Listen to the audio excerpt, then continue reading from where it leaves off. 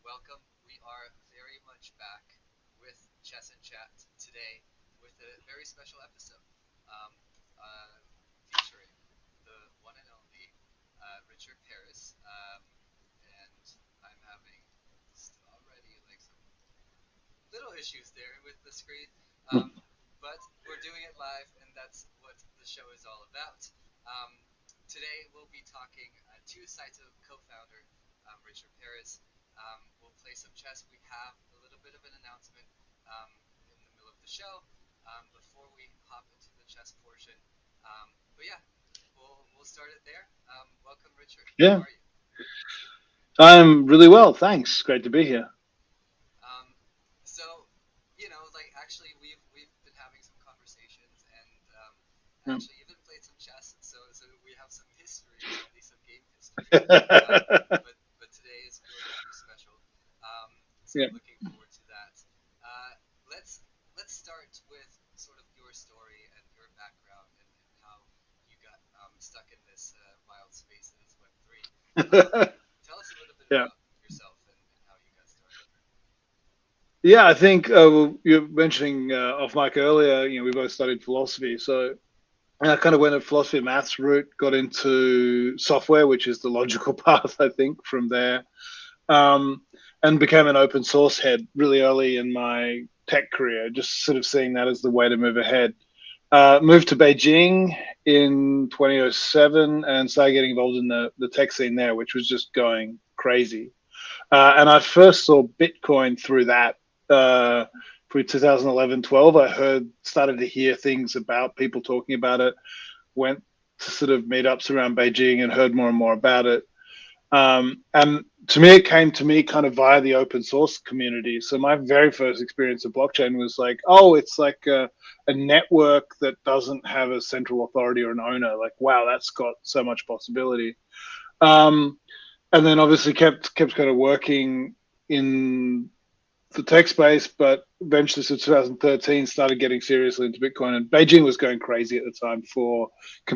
We'd have people visiting the Beijing Bitcoin meetups, and they'd ask sheepishly from Silicon Valley, saying like, you think it seems to be a couple of people here have jobs in Bitcoin. Like, how many people do you think you know? And I was like, well, this whole room, except for me, 50, 60, 100 people were working at the early exchanges at Bitmain, that sort of stuff. And back then, I think there was this kind of, it was really edgy. It was really new. Nobody knew what it would be. And that was kind of really exciting. It was also really ideological, but also, utopian. People were just super excited to be part of something that could be anything.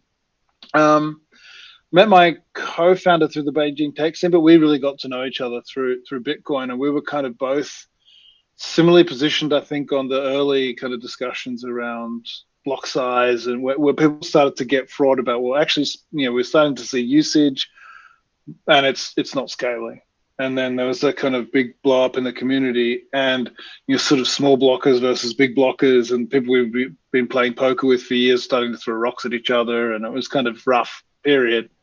And he and I kind of got closer because we were both kind of the opinion that issues weren't really big blocks or not. It was deeper than that. A few years later, we kind of David came up with the prototype for Saito, but he'd been thinking about it. He was actually asking me questions. I thought he was consulting. He kept asking me these rando questions, and I'd sort of hop on WeChat and answer him. I'd be like, "Well, you could do this to solve that problem." And a while later, he's like, "I've kind of got a prototype of this blockchain we've been working on," and I was quite surprised because I didn't realize all like as he said it, I was like, "Okay, all those questions that make sense." He was going through this design process. He showed me a working prototype, and about 2 or 3 months later, we were both working on it full time. So that's kind of the genesis of how we got into the space and how I got into blockchain, why I'm here. But it's really Web3 true belief for me from the start. This sort of unowned network, not just the money part of it, that got me hooked. Yeah, and that's so interesting. You mentioned the philosophy degree again. Like you started Mm. as a philosophy major, you went into analytical philosophy, I believe, Yep. and did your master's there. It's How does it's the rules in okay, Melbourne. okay, At the time, that was like the only way forward, is unless you were writing analytic philosophy. I introduced some continental stuff into my master's thesis, and whoo, did I get some stick for that?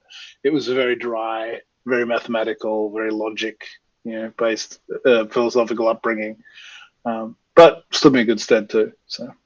yeah, and like how does that still work? How did it tie into then really like exploring the blockchain space professionally and like the whole you know Mm. backbone of it? There's so much to be explored on a philosophical level. I think we're often going on highly technical and obviously highly financial levels, but there are so many Hmm. things that I think are like to be explored in on the philosophical level. Is there something that still sort of fascinates you in this space today that you know um, that you want to explore and also that you kind of want to um, push forward with through Saito? I mean, absolutely. I think like for all that Saito, often is kind of fundamental rethinking of things, so we can be critical of some of the technical approaches out there, etc. I mean, Nakamoto consensus is genius move, and it's an amazing thing. And the philosopher in me immediately looks at it and says, "Okay, so we had the various technical building blocks for Bitcoin before Bitcoin. What changed?"